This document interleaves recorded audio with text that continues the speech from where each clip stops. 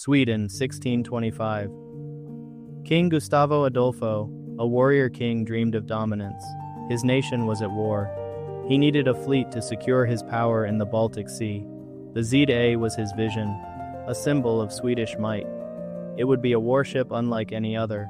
The ZA was to be the most powerful ship afloat. The king demanded speed and firepower. He ordered not one, but 2 gun decks, bristling with cannons. This was an ambitious design pushing the boundaries of shipbuilding.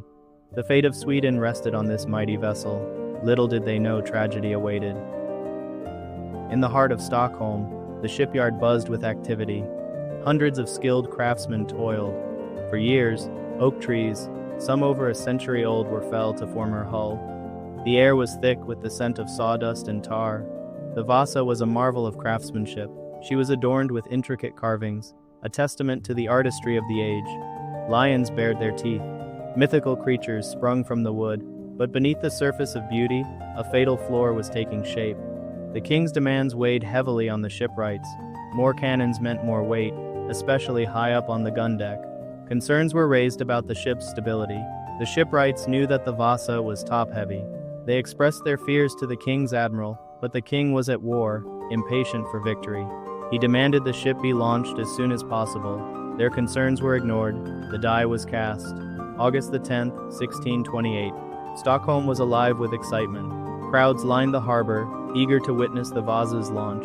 This was a day of celebration. A display of national pride flags fluttered. Trumpets blared. The Vasa, splendid in her colorful decorations, prepared to meet the water. She was a floating fortress, bristling with cannons. A gilded lion stood proudly at her stern, a symbol of Swedish power. As the Vasa began to slide into the water, a cheer erupted from the crowd, but their cheers would soon turn to gasps of horror. The maiden voyage. The Vasa, with her sails unfilled, caught the wind. She began to move slowly down the harbor, but something was terribly wrong. As the wind filled her sails, she began to list dangerously. To one side, water poured in through the open gun ports. On the lower gun deck, the ballast, the weight low down in the ship, designed to keep her upright, was insufficient. Panic gripped the crew. The crowd watched in disbelief as the pride of the Swedish Navy began to sink. 1,200 meters. Within minutes, the Vasa was gone. She sank in full view of the horrified crowd. The water, only 120 feet deep, swallowed her whole. The disaster claimed the lives of an estimated 30 to 50 souls. The festive atmosphere turned to one of shock and despair. The king, away fighting his wars, was devastated. When he received the news, an inquiry was immediately ordered, but the blame was never truly assigned.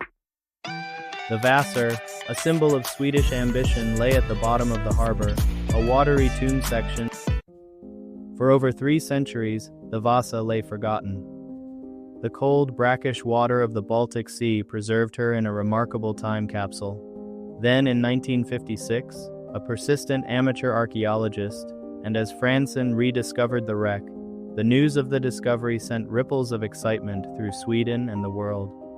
This wasn't just a shipwreck, it was a perfectly preserved 17th century time capsule. The Vasa, once a symbol of failure, was now a beacon of historical discovery. Raising the Vasa. In 1961, the Vasa was raised from her watery grave. It was an incredible feat of engineering. The world watched as the ship, encrusted with mud and barnacles, broke the surface. After more than 300 years, once brought ashore, a meticulous process of preservation began. The ship was sprayed with a special solution to prevent the wood from drying out and cracking. The Vasa, painstakingly restored, would have a second life, not as a warship, but as a museum. A ghostly reminder. Today, the Vasa Museum in Stockholm is one of Sweden's most popular tourist attractions. Millions flock to see the ship, a haunting reminder of ambition and its price. The Vasa stands as a testament to 17th century shipbuilding, albeit a flawed one. Her story serves as a cautionary tale, a reminder that even the grandest visions can founder on the rocks of poor planning and unchecked ambition. The Vasa, a ghost ship resurrected, continues to captivate and educate, sharing her story with the world.